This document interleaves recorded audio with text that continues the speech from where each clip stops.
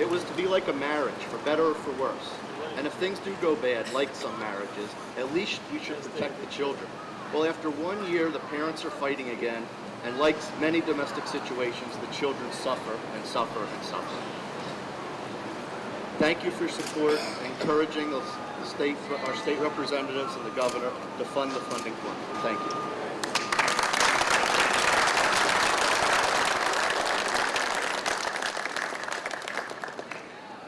Thank you, Mr. Pastor. And now I would like to introduce Representative Taylor.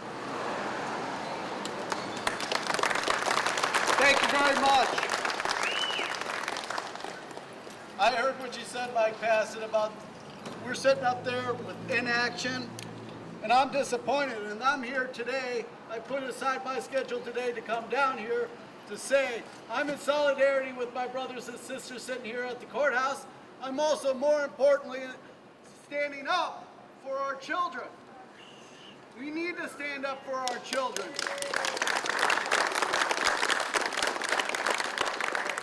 I've said time and time again, we got to identify needs versus wants in this budget season. It's not going to be easy. There's going to be a lot of painful cuts, and there's nothing going to be out there that we won't be smiling about. It's going to be hurting. It's going to be pain. But we've got to stand up for one fundamental thing: our children. Education is non-negotiable.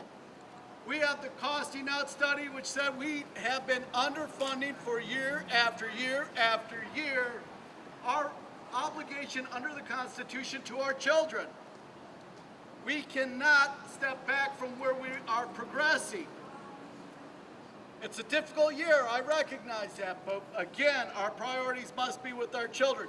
Furthermore, I think the Senate Republicans have not backed off, and their piggishness on this issue has been very disappointing to me, because guess what? We're not only costing these children valuable dollars, but we're also putting at risk a program called Race to the Top, which is federal dollars to help schools be able to augment the education. And we're in great position to get that money. But with the Senate Republicans' stance, their bullish stance, we are about to lose a chance to get hundreds of millions of extra dollars. We can't afford to do that. We need to, again, stand up for what is our top priorities. I said 4 priorities. We need to have public safety. We need to have infrastructure. We need to have health and human services. But in my opinion, the most important for our competitive future, not only locally, but globally, is education. We must do it, and I will stand up for it. I'll be in Harrisburg, and I will not vote for anything that does not fund the costing out study and our obligation to the children of our district and the state. Thank you very much.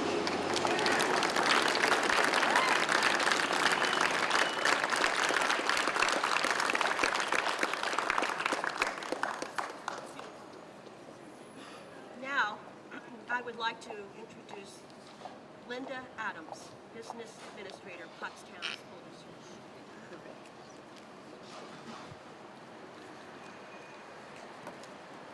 Good afternoon. I would like to say that the Pottstown School District has been proving that the adequate investment in education leads to higher student achievement, and we can't afford to lose that momentum now. Over the last 6 years, with more state funding enabling us to have increased dual enrollment, early childhood advantages with our pre-K programs, and also increasing our response to intervention has led to much higher achievement in our school district. With the Republican budget is a direct threat to our community's education program. I can give you examples of students that are dual enrollment funded. These are at-risk children who, after attending their first programs at the community college, came back and said, you know, I can do this. I can proceed to higher education and be successful.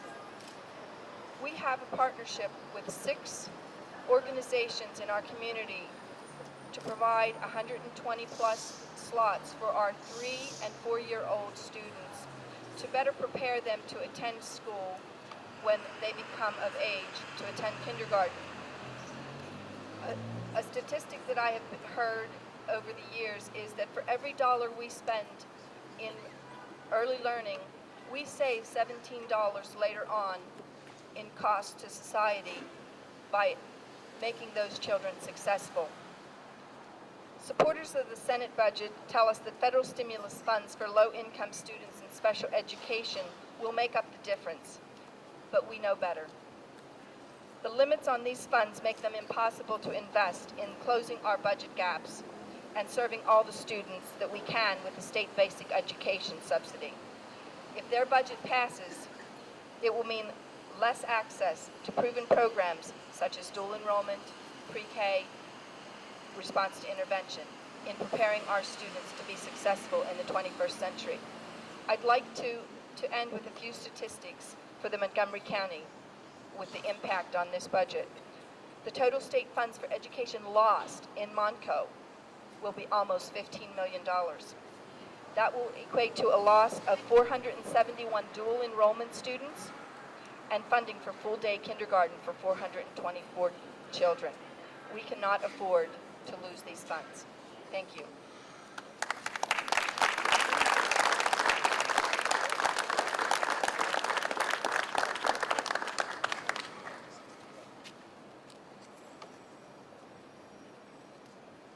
And now I would like to introduce Lonnie Nyman, School Board Member, Perkiomen Valley School District.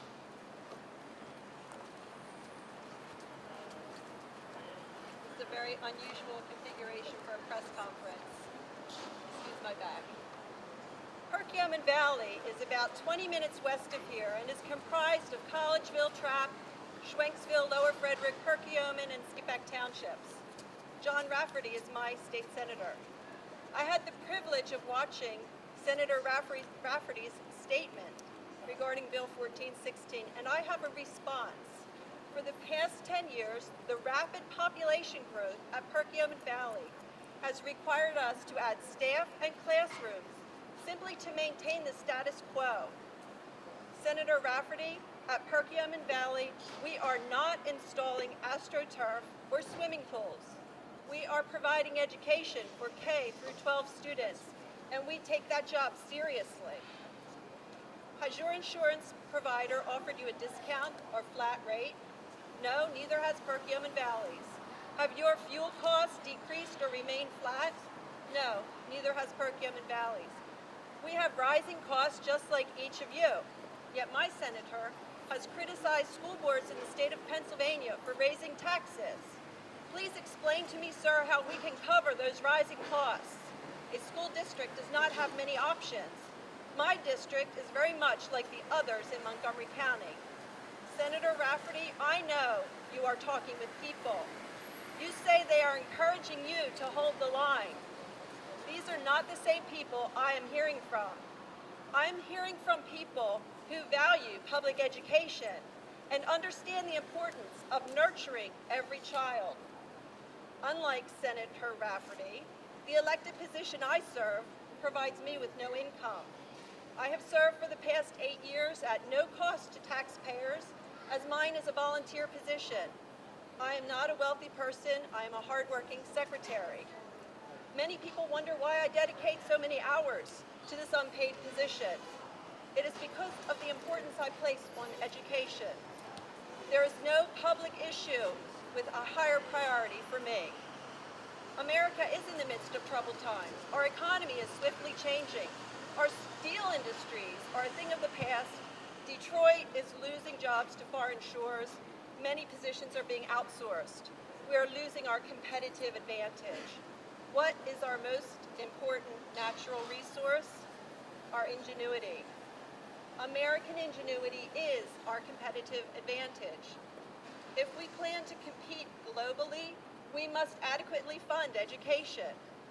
Montgomery County is feeling the impact of the national recession, and it has become more important than ever for the state to uphold its fair share of school funding to keep property taxes reasonable for homeowners while developing our school students into productive adults.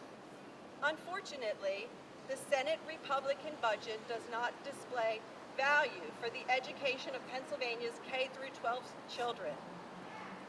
I am a Republican, and I say school students should not bear the brunt of partisan politics.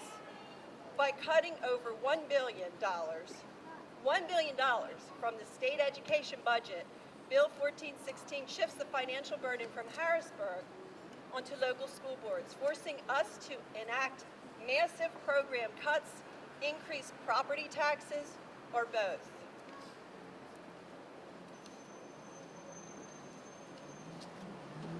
I urge you to contact your senators and explain to them how important you believe it is for them to adequately fund education. This is not something that we can compromise.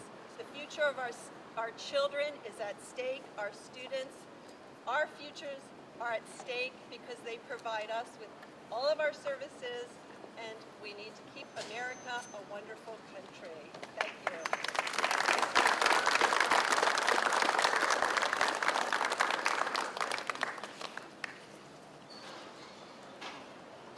At this time, I would like to introduce Mr. Mike Braun from Upper Moreland.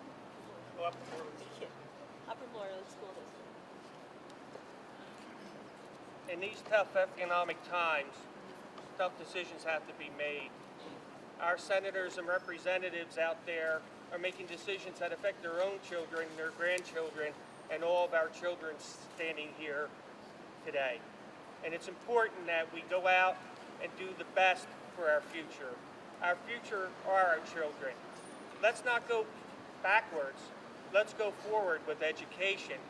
Let's make the right decision so that Pennsylvania continues to have growth in the educational programs that we have worked so hard for. Please help the governor achieve what he's trying to do for funding. Thank you.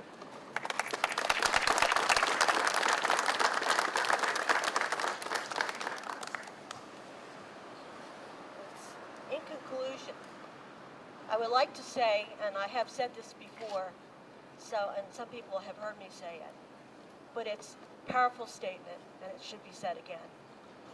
It is not the fault of our children. It's not the fault of our teachers. It's not the fault of our administrators. It's not the fault of our community that they're maxed out with property tax issues. It will be the fault of our legislators who have failed to take action, who have failed to step forward and do the right thing. Do the right thing for the students of this county, for the counties surrounding us, and for the counties across Pennsylvania. Some of you don't know this, but in the Constitution of Pennsylvania, there are 2 acts in that Constitution. I looked it up again this morning to make sure. There are 2 mandates. One is that we take and support the National Guard, and the second is to support education throughout Pennsylvania. We have failed. They have failed to do this. They have failed to do this for years and years and years. It is time now to straighten this up. It is time to step up to the plate and do the right thing for our students, so they will have a future, so their children will have a future, so our districts run smoothly and they do not have to worry from year to year where the money's going to come from and how much they're going to have to raise their property taxes. In conclusion, I would like to make note of the people that are here today.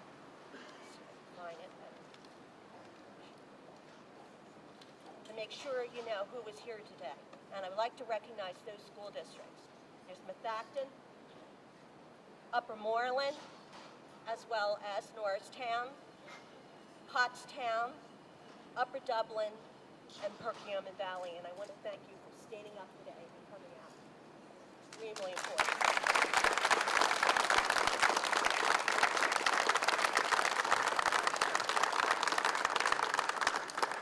We stand here in front of you. It's easy for us to support education because we're involved in it every day. But the legislators in Harrisburg need to educate themselves, and they need to put a face on the students and on the school districts that they're what they're going to do with, how they're going to vote in the budget. We're there. We're in front of them. They should remember that. They should not just make decisions in a vacuum and think that they're not going to have a reaction to what's going on and have a ripple effect in our counties. Shame on them. Shame on them that they would do such a thing to our children. And in conclusion, if there's any questions, and I doubt, well, I shouldn't say that. Are there any questions from anyone? Yes? No? We're all there. Okay, that concludes our press conference. I want to thank you all for coming. I want to thank you for standing in the sun. And I want to have one more thing to do, and that is to show you what the Norristown School District is doing. And we're wearing our t-shirts. We've made our commitment. It says fund the formula. And we should all be saying, fund the formula, because that's what's going to get us there. Fund the formula.